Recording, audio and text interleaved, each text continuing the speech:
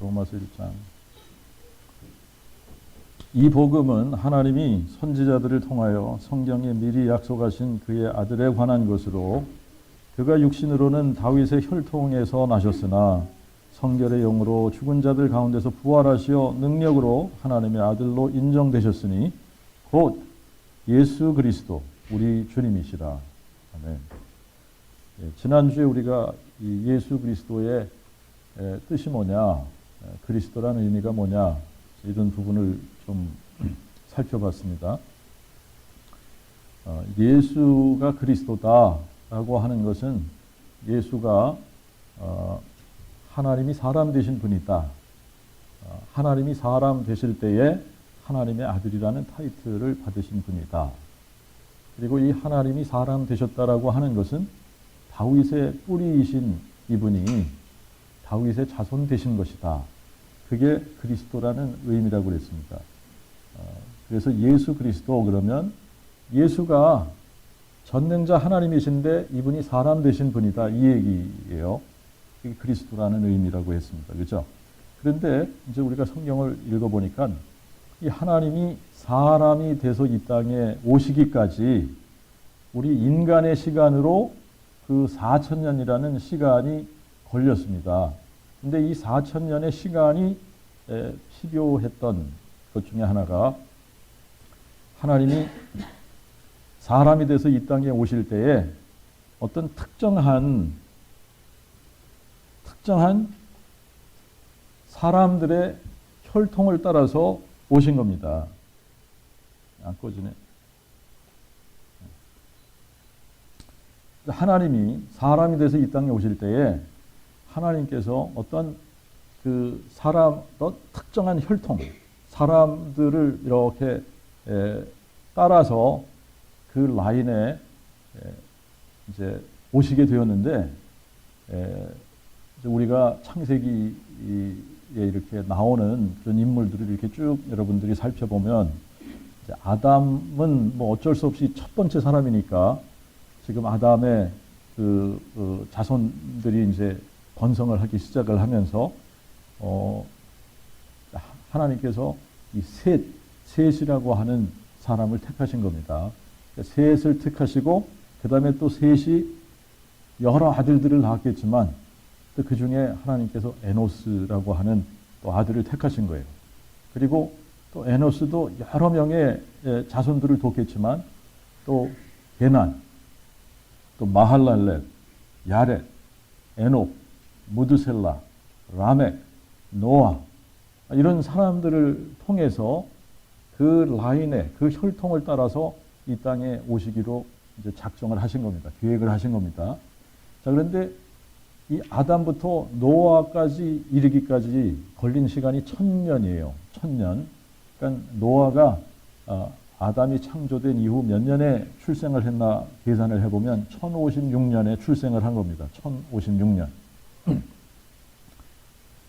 그리고 이제 이 노아 시대에 이 죄악이 관영하기 시작을 해서 노아가 600세 될 때에 이 세상에 홍수로 하나님께서 심판을 하십니다. 자, 그런데 이제 노아가 500세쯤 되었을 때에 자녀들을 생산하기 시작을 했는데 그때 우리가 셈, 함, 야벳 이 세 아들을 낳았다 이렇게 이제 알고 있죠, 그죠? 그런데 이 큰 아들이 누구냐면 맏형이 누구냐면 야벳입니다. 야벳. 그러니까 야벳이 아마 이 노아 500세 때 출생을 한 것 같고 그 다음에 우리가 성경을 읽다가 보면은 이제 이 셈은 셈이 100세가 되었을 때, 셈이 100세가 되었을 때에 이제 이 아르박삿을 낳는단 말입니다. 그런데 이 셈이 100세가 되었을 때는 노아 홍수 2년이라고 그랬어요. 노아 홍수 2년. 그러니까 이제 셈은 야벳의 동생이 되는 거고, 이제 계산을 우리가 이렇게 해보면 1558년에 출생을 한 겁니다. 1558년에. 그런데 이 셈부터 시작을 해서 또 아브라함이 등장하기까지가 10세대인데 이 10세대를 이렇게 쭉 가서 아브라함이 이 세상에 등장할 때는 창세 이후로 1948년에 출생을 하게 돼요. 그러니까 아담부터 아브라함까지 걸린 시간이 2000년이에요. 2000년. 1948년이 걸린 겁니다. 2000년이 걸린 겁니다. 자, 그러면 이제 이 성경에 아주 중요한 인물들이 이때부터 등장을 하기 시작하는데, 이 아브라함부터 다윗이 등장할 때가 1000년이 걸려요. 1000년. 그리고 다윗부터 예수님이 출생하시기까지, 하나님이 사람이 돼서 이 땅에 오시기까지가 1000년이 걸리는 겁니다. 자, 그래서 총 아담부터 예수님이 이 세상에 출생하실 때까지, 하나님이 사람 돼서 이 땅에 오시기까지 걸린 시간이 4000년이 걸린 겁니다. 4000년. 자, 그리고 이제 이 예수님이 이 땅에 오셨다가 우리를 위해서 십자가에 죽으시고 부활하시고 승천하시고 지금 이제 걸린 시간이 2000년이 지난 거예요. 그죠? 네. 그러니까 총 지금 한 6000년 정도가 이렇게 지났는데, 이 아브라함부터 다윗까지 이렇게 오는 그 기간 동안에 또 중요한 인물이 요 중간에 한 명이 딱 등장을 하는데, 그 사람이 이제 모세입니다. 모세. 이 모세. 아브라함이 가나안에 들어갈 때가 나이가 75세라고 그랬는데, 이제 요 75세 때부터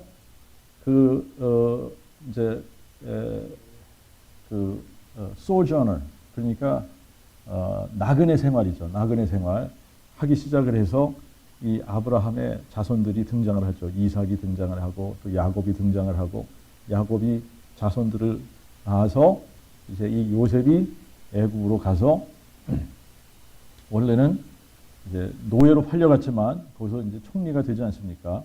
그래서 이 야곱의 식구들이 다 애굽으로 가게 되고, 애굽에서 종살이를 하다가 이제 다시 출애굽해서 나오게 되는 그때, 그 기간이 430년이다.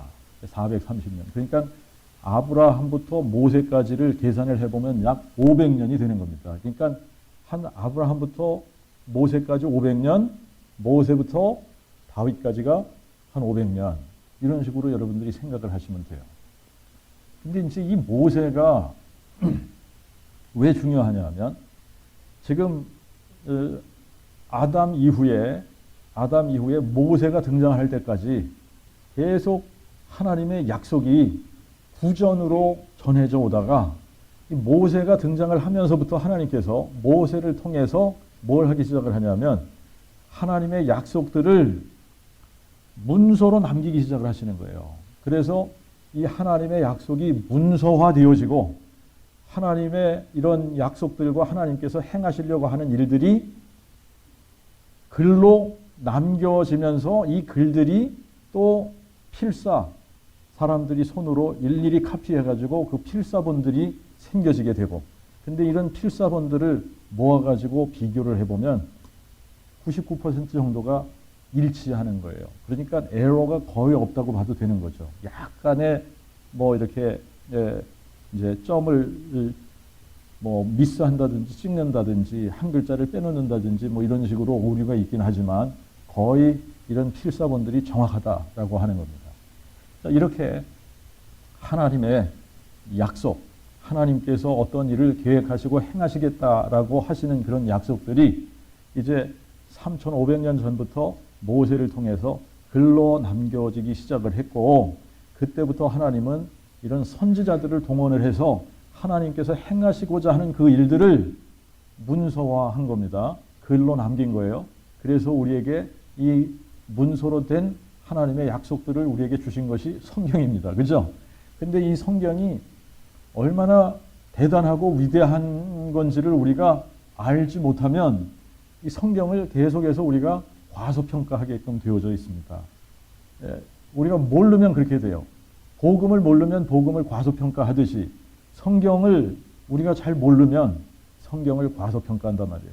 그런데 이 성경이 하나님의 말씀이다. 이 전능자의 말씀이다. 이분이 온 인류를 어떤 계획을 가지고 있는지, 정말 하나님은 무슨 계획을 가지고 이 온 우주 만물을 만드시고 또 운행하시고 마지막 이 종말에는 어떤 일들이 일어나는지, 이런 모든 것들이 다 다 성경에 기록이 되어져 있고요. 그런데 지금 우리가 이 사람들이 이제 기술이 발달하고 뭐 이렇게 학문이 많아지고 해서 지금은 뭐 조금 뭐 하면 사람들이 또 책을 펴내고 뭐 이렇게들 하는데, 여러분 3,500년 전에 기록되어진 문서들을 다 모아다가 비교를 해보면 지금 이 모세오경과 같은 문서는 없는 거예요. 3,500년 전에 기록되어진 이 문서가 지금까지, 지금 21세기를 사는 우리들에게 여전히 유용하게, 그리고 이 문서를 따라갈 만한 그러한 문서가 없을 정도로 지금 뛰어난 이 글이 지금 이게 모세오경이에요. 모세오경. 자, 그래서 하나님은 이렇게 지금 이 모세의 글부터 시작을 해서, 모세로부터 시작을 해서 선지자들의 글과 또 시편에 지금 이 하나님께서 어떠한 일을 행하실 것을 계속 약속을 해오셨는데, 이제 그 약속 가운데 가장 중요한 약속이 하나님이 사람 돼서 이 땅에 오시겠다라고 하는 약속입니다. 이게 너무나 놀라운 약속인 거예요. 하나님이 사람이 돼서 이 땅에 오시겠다는 약속. 여러분, 이거는 이 복음이, 우리가 이제 다시 이 복음 앞에 우리가 서서 이 복음이 무엇인가를 생각해 볼 때 정말 어떻게 전능자 하나님이, 다윗의 뿌리이신 이분이 어떻게 자기 자신을 비워서 종의 형체를 가져 사람의 모양으로 이 땅에 오실 수 있을까? 여러분, 이거를 한번 생각을 해보면 이 복음은 너무너무 놀라운 사건인 겁니다. 어떻게 하나님이 사람이 돼서 오십니까?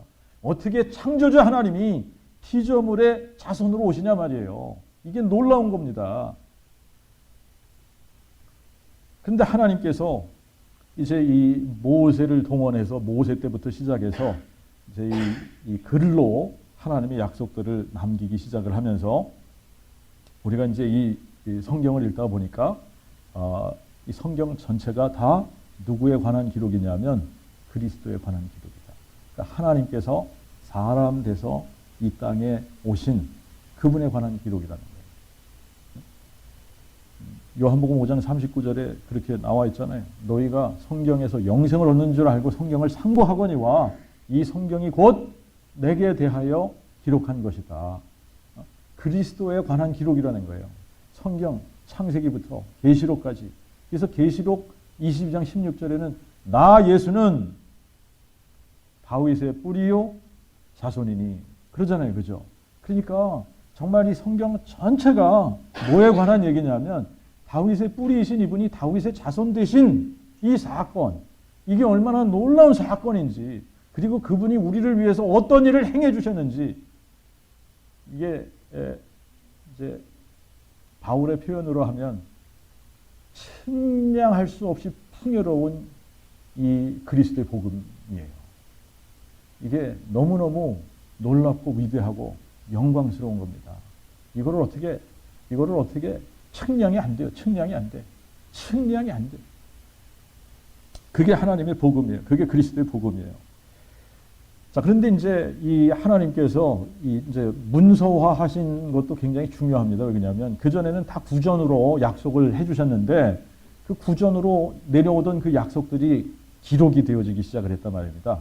그러니까 요즘도 우리가 이제 뭐 비즈니스를 뭐 누구하고 한다고 할 때 구전으로 구두로 계약하는 게 있고 문서를 기록을 해가지고 계약을 하고 사인을 하는 그런 것도 있고, 어떤 게 더 효력이 있냐? 문서에 계약한 게 훨씬 더 효력이 있는 겁니다. 그죠?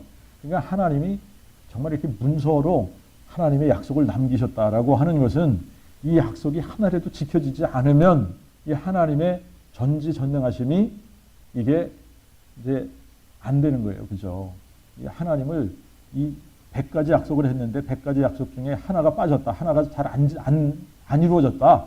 그러면 이분이 100% 전능하신 분이 아니지 않습니까? 그러면 전지전능하신 분이 아니란 말입니다. 그런데 하나님의 그 약속이 하나도 빠짐없이 다 성취됐는지 성취되지 않았는지는 우리가 이 다큐멘트를, 이 문서를 일일이 살펴보면 다 알 수 있다는 얘기예요. 자, 이제 하나님께서 그렇게 하셨는데 사람들이 이제 이 복음이라고 하는 것 자체, 이 복음이 하나님께서 선지자들을 동원해서 하나님의 아들, 그러니까 하나님이 사람 돼서 이 땅에 오실 그분에 대한 그 기록을 미리 이제 약속하신 것인데, 뭐 이거를 아주 쉽게 생각을 하는 사람들이 있습니다. 그런데 여러분들이 한번 잘 생각을 해보면 이 약속이 너무나 놀라운 약속이에요. 우리가 이제 뭐 이런 식으로 한번 생각을 해보면, 이게 이제 어떤 약속을 할 때에 그냥 막연하게 약속을 하는 거하고 아주 구체적으로 약속하는 거하고는 너무나 다릅니다. 예를 들면 이렇게 하나님께서 우리에게 약속을 해주시는데 아주 세밀하게 구체적으로 이렇게 약속을 해주실 때는 어떤 것과 같으냐면, 공중에서 이제 소포를 하나 딱 떨어뜨리는데 이제 여러분들의 이름과 주소를 딱 적고 그 소포를 공중에서 딱 떨어뜨렸어요. 근데 그게 이렇게 딱 내려오면서 정확하게 그 여러분들이 살고 있는 그 집 메일박스 안에 딱 들어가 있을 확률은 제로입니다. 제로예요, 제로. 근데 이것이 우체국에 맡겨지면, 우체부가 딜리버리를 해준다고 한다면 이거는 또 다른 스토리입니다. 그죠? 그러니까 이게 우연일 수 없다는 얘기를 하고 있는 거예요. 하나님께서 이런 약속들을 다 해주셨을 때는 우연이 될 수 있는 일이 아니다라고 하는 겁니다. 하나님이 이 4,000년을 지나서 다윗의 자손으로 이 땅에 오시는 이 사건은 그냥 우연이 될 수 있는 일이 아니라 정말 너무나 정확한 그 계획 속에 이 전능자 하나님이 이루신 일이기 때문에 가능하다라고 하는 거예요. 그렇지 않으면 이게 불가능한 거예요. 불가능한 거. 자, 그런데 이제 우리가 지금 예수님이 이제 이 세상에 다윗의 자손으로 오시기까지 이제 어떤 그 약속들이 이렇게 쭉 있었는가를 대충 생각을 해보면, 이제 이분은 여자의 후손으로 이 땅에 오신다라고 하는 약속이 있었습니다. 처음부터 창세기 3장 19절부터 여자의 후손으로 오신다는 거예요. 여자의 후손으로 오시는데, 이제 이분이 이 특정한 사람들의 라인을 따라 쭉 오시다가 이제 정확하게 이제 이 아브라함과 다윗의 자손으로 오시겠다라고 약속을 하기 시작을 하신다는 겁니다. 아브라함과 다윗의 자손으로 오신다. 아브라함부터 예수님이 탄생하실 때까지는 몇 년이라고 그랬어요? 2000년. 그 다음에 다윗으로부터 예수님까지는 몇 년이라고 그랬어요? 1000년. 자, 그런데 아브라함과 다윗의 자손으로 오신다. 근데 이거를 이제 모세를 통해서는 문서로 기록을 하기 시작을 하지 않습니까? 그죠? 문서로 기록을 하는 거예요. 구두로 해오던 것을 문서로 정확하게 약속을 해주시는 겁니다. 자, 그래서 이제 아브라함과 다윗의 자손으로 오시는데, 이 다윗 때부터는 또 특정한 라인을 따라서 오셔야 되는데, 이 다윗의 자손으로 오시는 이유는 이분이 다윗의 보좌에 앉기 위해서다 그랬죠. 다윗의 보좌에 앉으셔야 되기 때문에 이분이 다윗의 자손으로 오시는 건데, 그러면 하나님의 계획 속에는 만세 전부터 다윗이라고 하는 사람이 있었어요, 없었어요? 있었던 거예요. 다윗이 있었던 거예요. 아브라함도 있었던 거예요. 자, 그래서 이제 이 다윗의 자손으로 이렇게 쭉 나오는데, 태어나실 이제 장소는 베들레헴에서 태어나셔야 되는데, 또 굉장히 중요한 이 테스트를 통과를 해야지 됩니다. 그게 뭐냐면, 다윗으로부터 시작을 해서 다윗의 자손들이 이제 다윗의 보좌에 앉는 이 다윗의 자손들이 이렇게 쭉 등장을 하면서 솔로몬이 등장을 하고 르호보암이 등장을 하고 뭐 아비암이 등장을 하고 뭐 이런 식으로 해서 이렇게 쭉 그 왕들이 등장을 해서 어디까지 오느냐 하면 요시야까지 오게 됩니다. 요시야까지. 근데 이 왕정 시대, 지금 다윗과 솔로몬은 통일왕국 시대라고 우리가 얘기를 하고, 르호보암 때부터는 분열왕국이다 이렇게 얘기를 합니다. 그래서 이제 이 르호보암 때부터 계속해서 이런 다윗의 아들들이 유다 나라의 왕들로 이렇게 등극을 하는데 이 총 19명의 다윗의 자손들이 이렇게 쭉 분열왕국의 왕들이 됩니다. 그러니 19명이 이렇게 쭉 등극을 하면서 왕이 되는 그 시간이 한 390년 정도가 걸려요. 390년. 그런데 이 마지막 이제 그 왕위에 오른 사람이 시드기야라고 하는 사람인데, 이 시드기야는 요시야의 아들입니다. 근데 이 요시야의 아들들 중에 지금 여호야김이라고 하는 사람이 이제 이 요시야의 그 왕의 라인을 따라서 이제 왕이 레지르메트하게 왕이 된 사람이고, 이제 그 아들이 여고냐라고 하는 사람이 왕이 된 거예요. 근데 이 여고냐는 이제 실질적으로 보면은 이 유다 왕조의 이 다윗의 왕조의 마지막 왕이 누구냐라고 보면은 여고냐라고 봐야지 되는 거예요. 여고냐. 시드기야는 여고냐의 아잡이거든요. 삼촌이란 말입니다. 그런데 이제 이 여고냐에게는 하나님께서 어떤 저주를 하나님께서 내리셨느냐 하면, 여고냐의 혈통으로는 다윗의 보호자에 앉을 사람이 없을 거다, 이러는 저주를 내리신 겁니다. 그러니까 예수님이 이제 이 다윗의 자손으로 오실 때는 어떤 거를 패스하셔야 되느냐면, 이 여고냐의 혈통으로는 등장하시면 안 되는 거예요. 여고냐의 혈통이면 안 되고, 다른 혈통으로 다윗의 자손으로 오셔야 되고, 근데 여고냐의 혈통은 안 되는 겁니다. 그런데 이 여고냐의 혈통은 안 되지만, 그러나 이분이 왕 다윗의 보좌에 앉으시기 위해서는, 합법적으로 다윗의 보좌에 앉으시기 위해서는 여고냐의 자손으로 호적에 올려져 있어요. 자, 이게 이제 패스를 해야지 되는 이게 테스트입니다.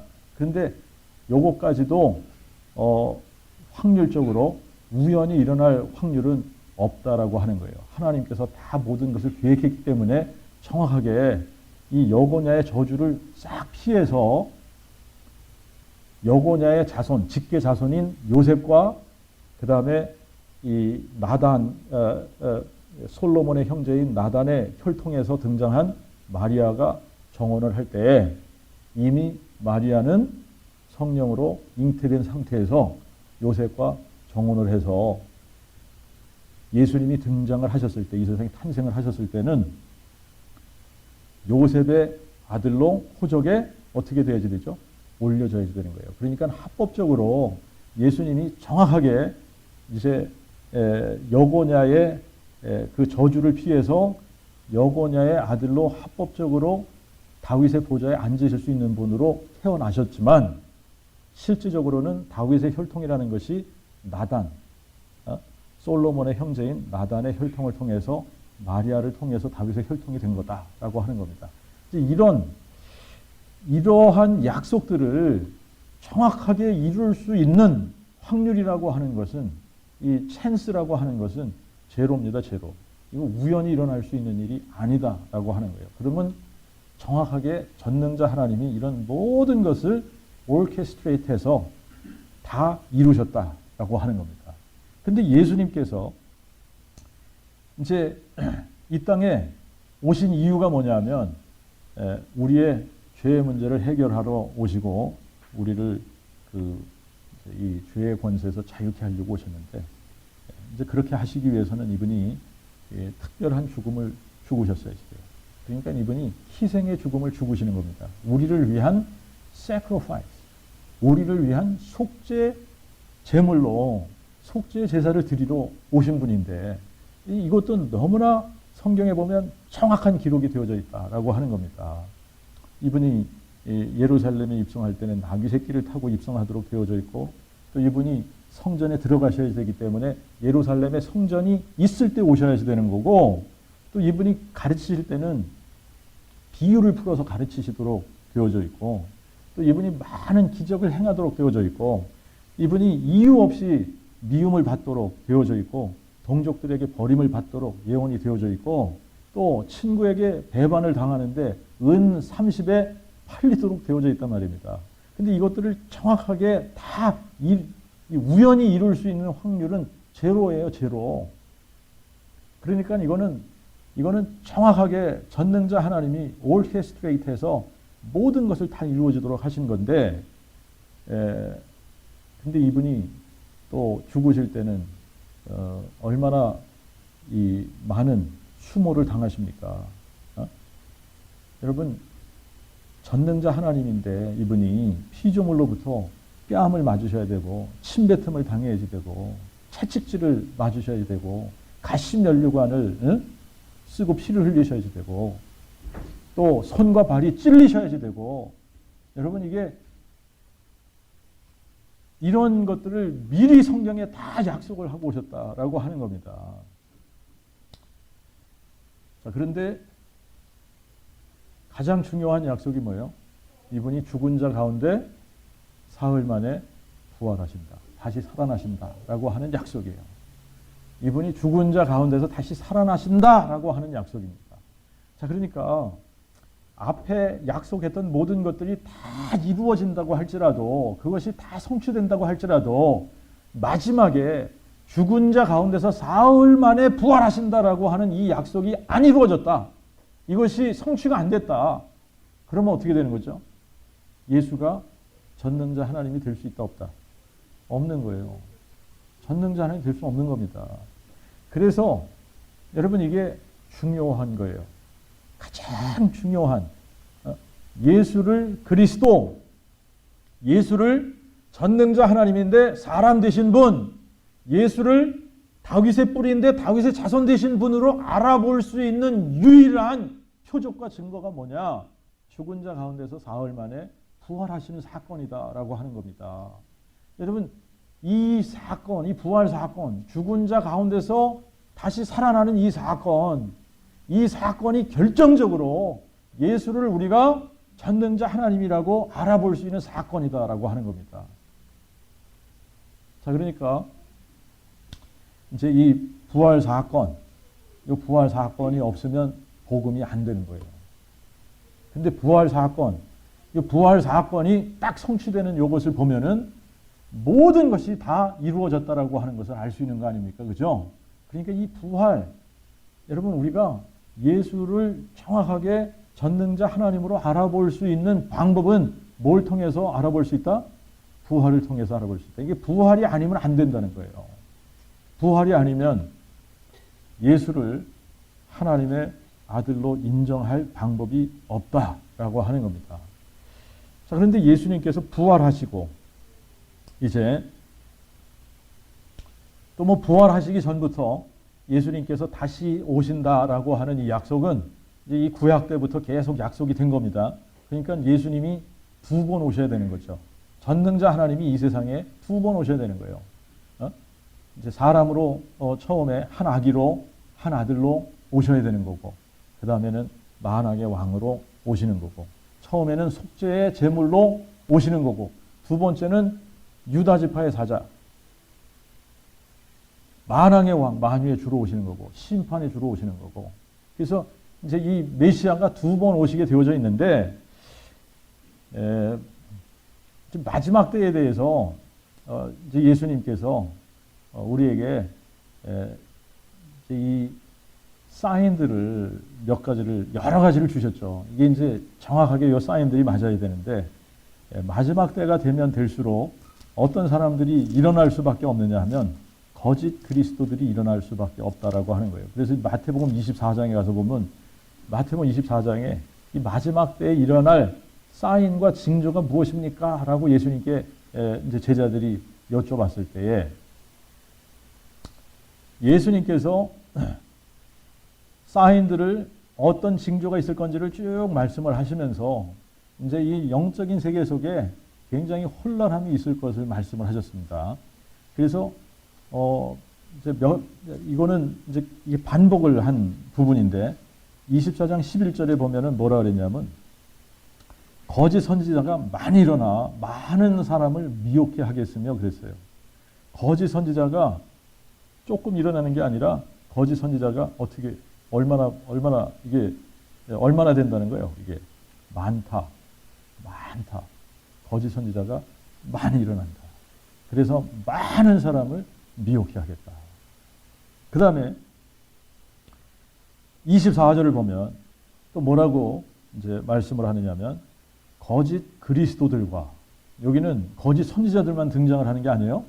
거짓 그리스도들과 거짓 선지자들이 일어나 큰 표적과 기사를 보여 할 수만 있으면 택하신 자들로 미혹해 하리라.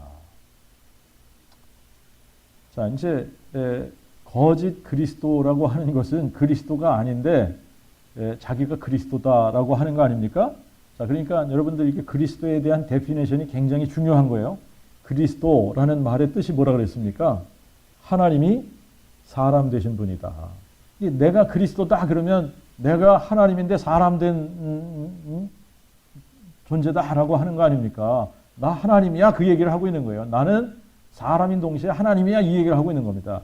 근데 그 거짓 그리스도들이 많이 일어나는 거예요. 이런 거짓 그리스도들이 일어나서 큰 표적과 기사를 보여서 할 수만 있으면 택하신 자들도 미혹해 하려고 하는 게 마지막 때의 사인이다라고 하는 겁니다. 자, 그런데 이제 이미 이런 사람들이 오래전부터 많이 일어나기 시작을 했습니다. 자기가 그리스도가 아닌데도 불구하고 나 그리스도야 이러면서 등장한 사람들이 많이 있어요. 한국에서만도 꽤 많지 않습니까? 예? 그런데 이런 거짓 그리스도들이 상당히 많이 등장을 해서 자기가 그리스도다 이렇게 얘기를 하는데, 그래서 이제 하나님께서 또 바울을 통해 가지고 이 부분을 이제 이게 클리어하게 해주시는데, 우리가 데살로니가 후서 2장을 가서 보십시다. 데살로니가 후서 2장.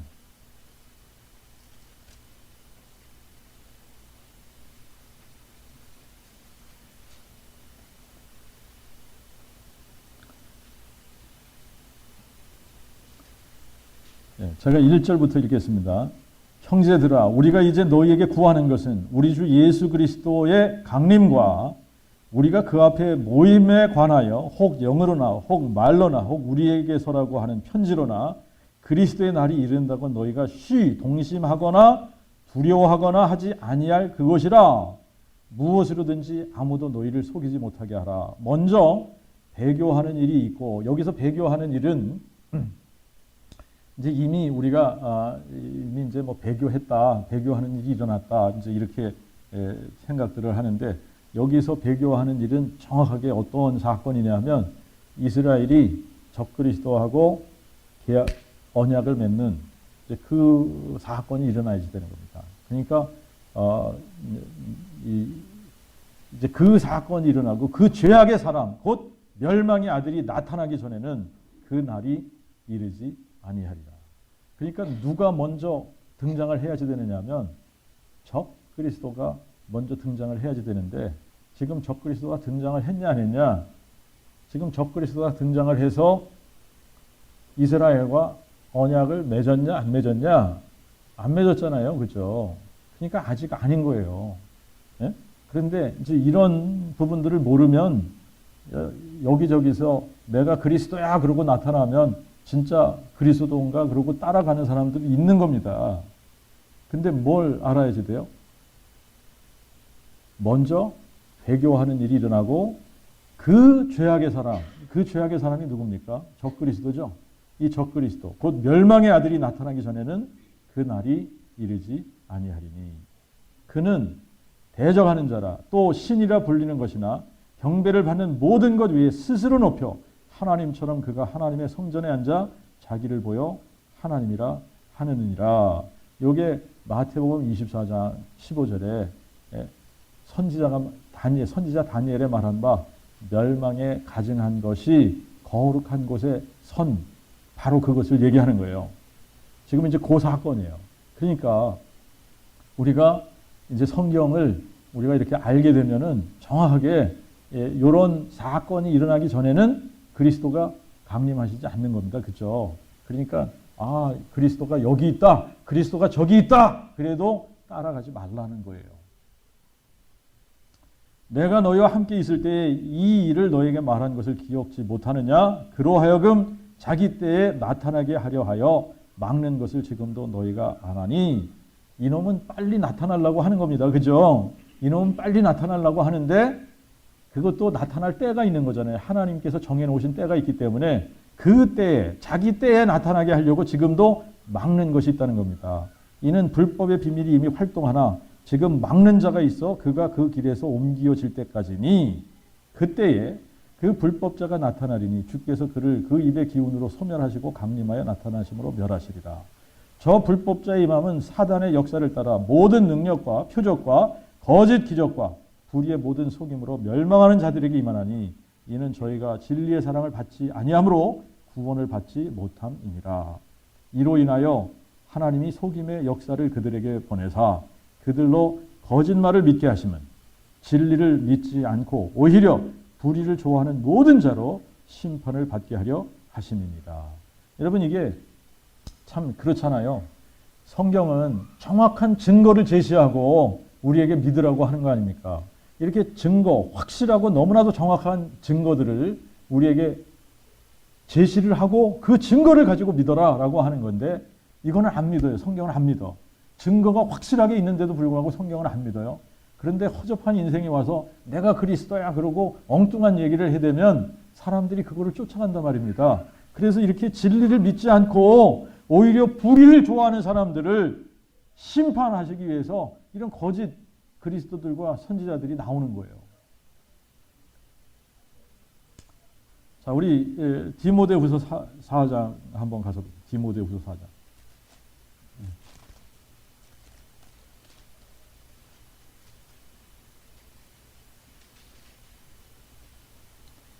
3절, 4절을 한번 읽어봅시다. 거기 보면 때가 이르리니 그랬어요. 때가 이르리니.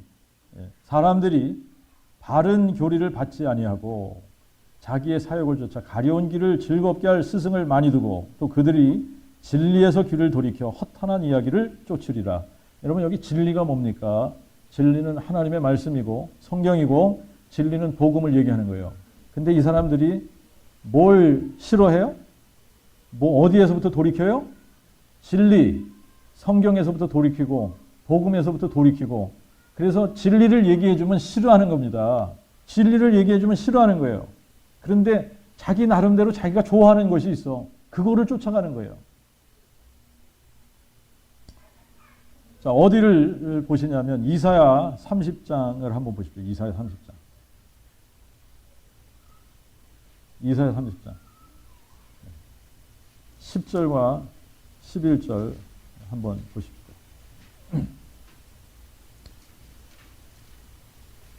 구절부터 읽겠습니다. 이는 패역한 백성이요 거짓말하는 자손들이요 여호와의 법을 듣기 싫어하는 자손들이라. 그들이 선견자에게 선견하지 말라 하고 선지자에게는 우리에게 정직한 것을 보이지 말라. 부드러운 말을 하라. 거짓된 것을 보이라. 너희는 정로를 버리며 정도에서 돌이키라. 이스라엘의 거룩한 자로 우리 앞에서 떠나시게 하라 하는도다. 우리 예레미야 14장 한번 가서 보겠습니다. 예레미야 14장. 예레미야 14장. 13절부터 16절까지 제가 한번 읽어보겠습니다. 이에 내가 이르기를 대주제 여호와여 보옵소서. 선지자들은 그들에게 너희가 칼을 보지 아니하겠고 기근은 너에게 이르지 아니할 것이라. 여호와께서 이곳에서 너희에게 확실한 평강을 주시리라 하나이다. 여호와께서 내게 이르시되 선지자들이 내 이름으로 거짓 예언을 하는도다. 나는 그들을 보내지 아니하였고 그들에게 명하거나 이르지 아니하였거늘 그들이 거짓 계시와 복술과 허탄한 것과 자기 마음의 속임으로 너희에게 예언하는도다. 그러므로 내가 보내지 아니하였어도 내 이름으로 예언하여 칼과 기근이 이 땅에 이르지 아니하리라 하는 선지자들에 대하여 나 여호와가 이같이 이르노나 그 선지자들은 칼과 기근에 멸망할 것이요. 16절에 그들의 예언을 받은 백성은 기근과 칼로 인하여 예루살렘 거리에 번짐을 입을 것인즉 그들을 장사할 자가 없을 것이요 그 아내와 그 아들과 그 딸들도 그렇게 되리니 이는 내가 그들의 악을 그 위에 부음이니라. 여러분 거짓 그리스도들과 거짓 선지자들이 등장을 하는 거 이것도 참 안타까운 일입니다. 그래서 이들이 심판을 받게 됩니다. 심판을 받게 되는데 이들이 망하게 되는 거예요. 그런데 이들의 거짓된 가르침을 받은 사람들도 이들과 같이 망하게 되는 겁니다. 이들과 같이 망하게 되는 거예요. 자, 여러분, 이제 우리가 이제 복음을 정확하게 알아야지 되는 그 중요성이 어디에 있습니까? 복음을 정확하게 알지 못하면 여러분 이렇게 다른 이 거짓 그리스도들과 거짓 선지자들이 나와서 진리가 아닌 하나님께서 하나님으로부터 받은 것이 아닌 자기들 멋대로 짓거리고 외쳐대면 여러분 우리가 복음을 정확하게 모를 때 그런 사람들의 말이 솔깃하는 거예요. 그래서 그런 것들을 따르게 되는 겁니다. 근데 우리가 복음을 정확하게 알아버리면 어떻게 해요? 금방 분별할 수 있는 겁니다. 거짓. 이거는 거짓. 우리가 정확하게 복음을 알지 못하면 이게 진리고 진짜 복음인지 가짜인지 다른 복음인지 어떻게 구분할 겁니까? 우리가 정말 이 복음을 정확하게 알을 때에 아 이거는 아니구나. 이게 금방 나타나는 거예요. 여러분 이제 예수님께서 그리스도시다. 이 복음이라 그랬잖아요. 예수님이 그리스도라고 하는 말이 뭐라 그랬어요? 이분이 전능자 하나님인데 사람 되신 분이다. 전능자 하나님인데 사람 되신 분이다. 근데 이분이 전능자 하나님인데 사람 되신 이분이 다윗의 뿌리신데 다윗의 자손으로 오신 분인 것을 알 수 있는 유일한 방법이 뭡니까? 부활이다. 부활로 이분이 전능자 하나님이 사람 되신 분이구나. 부활로만 이분이 다윗의 뿌리인데 다윗의 자손 그리스도 되신 분이구나. 이걸 알 수 있는 거예요. 제가 어제는 어제 토요일 금요일 저녁에 우리 식구들하고 같이 영화 한 편을 봤습니다. 부활이라는 영화예요. 부활, Reason이라는 영화입니다. 이거를 이제 우리 창희 형제가 이 블루레이 디스크가 있는데 이제 그 선물로 받았는데 자기 집에는 블루레이 플레이어가 없으니까 목사님 있으시면 제가 보내드릴게요. 그래서 보내왔어요. 그래서 이제 그거를 봤는데 저는 2번을 봤습니다. 이제 혼자서 보고 금요일 날 저녁에 식구들과 같이 보고.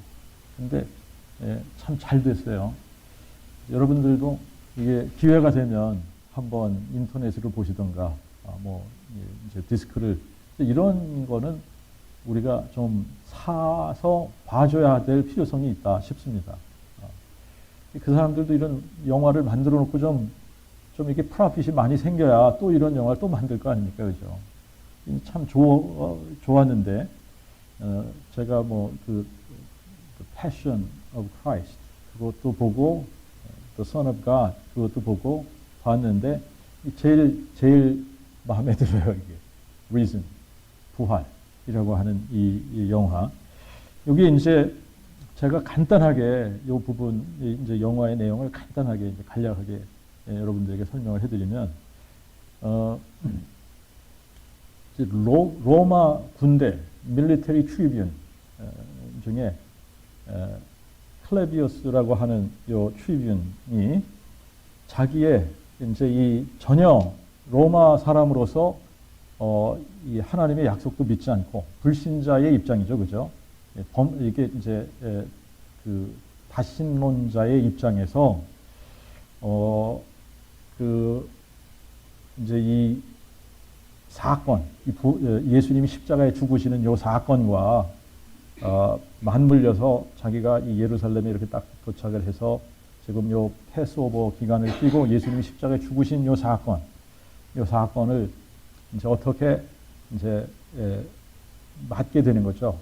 그래서 예수님이 십자가에 죽으실 때에 확실하게 이 나사렛 사람 예수가 죽도록 이제 다른 두 강도들은 다리를 부질러서 죽이지 않습니까? 근데 예수님은 다른 방법으로 창으로 옆구리를 찌르게 합니다. 창으로 옆구리를 찌르게 해서 예수님이 죽은 것을 자기가 정확하게 확인을 해요. 자기가 예수님이 죽은 걸 정확하게 확인을 했습니다. 그리고 그 아리마대 요셉이 와서 자기 무덤에 예수님을 안치하겠다 그래서 내어준단 말입니다.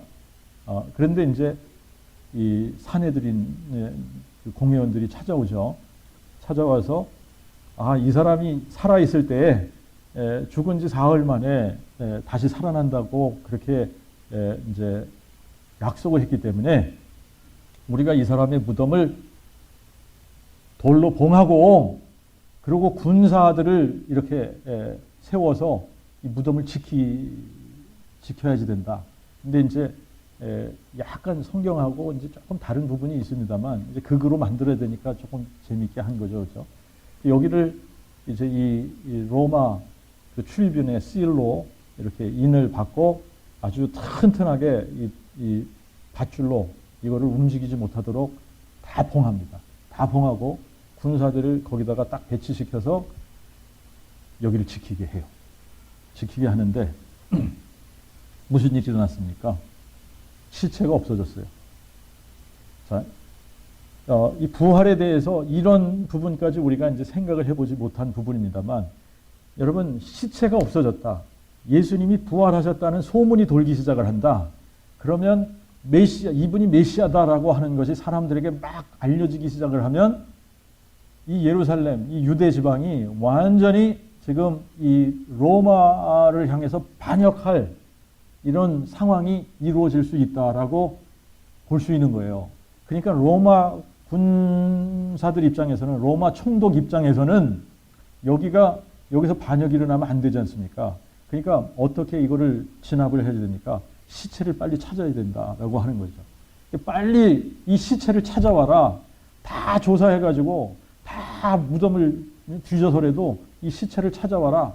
이제 이 빌라도가 그렇게 명을 내리고 이제 이 추위변이 이거를 맡아서 집집마다 정말 이 시체를 숨겼는지 막 그냥 조사하면서 자기 병사들을 데리고 이거를 조사하기 시작을 하는 거예요.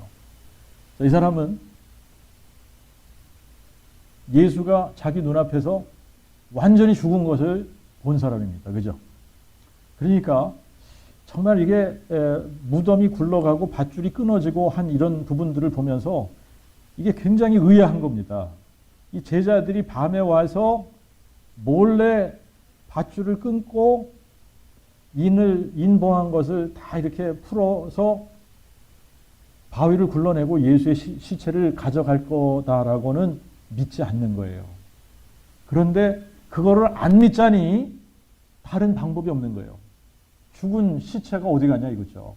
그것도 아주 튼튼하게 인을 봉했는데. 그런데 이제 이 추적을 하는 끝에 제자들이 모여 있는 것을 습격을 하게 되고, 제자들이 모여 있는 것을 딱 습격을 했을 때에 이 추위변의 눈에, 자기 눈에 정확하게 십자가에 못 박혀서 죽었던 바로 그 사람이 거기 앉아 있는 거예요. 여러분, 놀랄 일입니까? 놀라지 않을 일입니까? 놀랄 일인 거예요. 놀랄 일인 거예요. 여러분, 자기 눈에 분명히 죽었는데 다시 살아나서 제자들과 함께 앉아 있는 그 예수를 딱 보는 순간 이 사람 마음에 무슨 생각이 들었겠습니까? 그래서 이 사람이 그때부터 제자들을 하고 함께 하기 시작을 합니다. 근데 예수님이 거기서 사라지신 거예요. 사라지셨어요. 이제 제자들이 웅성웅성합니다. 예수와 어디로 갔지? 그런데 갈릴리로 가서 만나자고 그랬잖아. 우리가 갈릴리로 가자. 이제 갈릴리로 가는데 이 추리변이 같이 동행을 하게 되고 갈릴리까지 따라가게 되고 그 갈릴리에서 다시 예수님을 만나게 되는 겁니다. 이 다시 예수님을 만난 이 추리변, 이 사람이 두려워하고 있어요. 뭔가 의아하고 있습니다. 자기가 해결이 안 되는, 이거를 어떻게 해결을 해야 될지 모르는 거예요. 그 해결이 안 되는 이게 뭐냐면 예수가 죽었다. 이게 사실이거든요.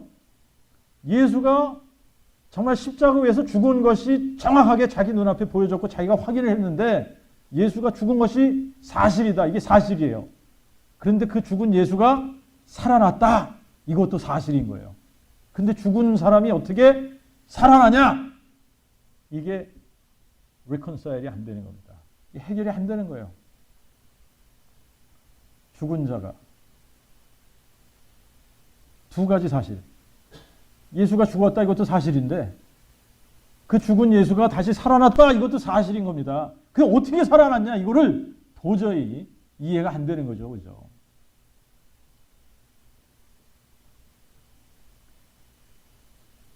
자, 그런데 이 사람이 이제 이 마지막 요 장면이 굉장히 이제 우리가 참 이게 모든 사람이 다 예수를 죽은 자 가운데서 부활하신 예수를 만나면 이렇게 될 수밖에 없다. 이제 이게 마지막에 이 사람이 무슨 말을 남기느냐면 이제 이 베드로하고 제자들하고 헤어집니다. 헤어지면서 이제 광야를 이렇게 쭉 건너서 오다가 광야길을 오다가 이 주막 같은 데를 들어가요. 이제 그 유대인이 이 사람을 알아봅니다. 당신은 로마인이고 당신이 낀 그 반지를 보니까 당신은 추위균이네. 아니 어떻게 로마 추위균이 여기까지.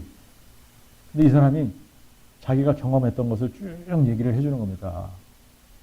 그러니까 이 사람이 그 얘기를 다 듣고 나서 무슨 질문을 하냐면 아니 로마 추위균 당신이 지금 당신이 얘기한 이거를 진짜 믿어? 그렇게 질문을 하는 거예요. 당신은 진짜 이거를 진짜 믿냐? 그렇게 질문을 하는 겁니다. 근데 이 사람이 남긴 이 두 마디가 이 영화의 이제 결론이죠. 그죠?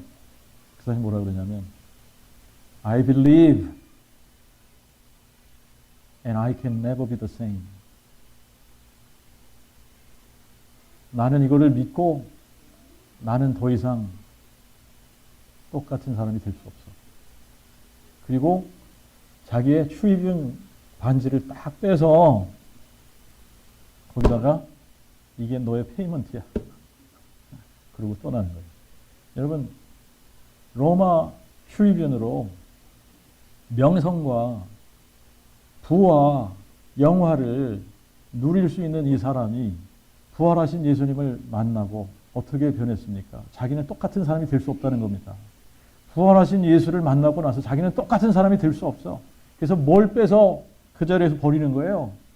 자기의 추위균, 자기를 아이덴티파이 해주는 그 추위균의 그 씨얼이 그 새겨져 있는 그 반지를 버려버릴 수 있는 거예요. 여러분 이게 정말 죽은 자를 살리시는 하나님을 믿은 아브라함이 이삭을 바치는 것과 동일한 거 아닙니까? 여러분 우리가 죽은 자를 살리시는 이 하나님을 우리의 마음에 믿으면 우리는 그 전과 같은 사람이 될 수 없는 거예요.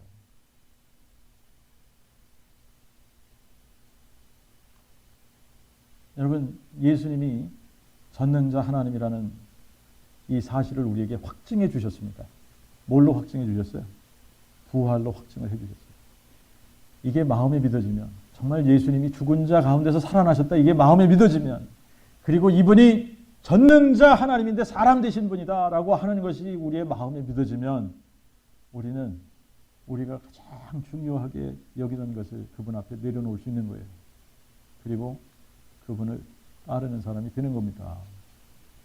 모든 것을 버려두고 예수를 나의 주 나의 하나님으로 모시고 그분을 따르는 사람이 되는 거예요. 그리고 그분을 따르면 어떻게 돼요? 이 세상 땅끝까지 뭐 하는 사람이 됩니까? 예수가 죽은 자 가운데서 부활하셔서 이분이 전능자 하나님이 사람 되신 분이다. 이분이 그리스도시다 라고 선포하고 증거하는 사람이 되는 겁니다. 기도하겠습니다.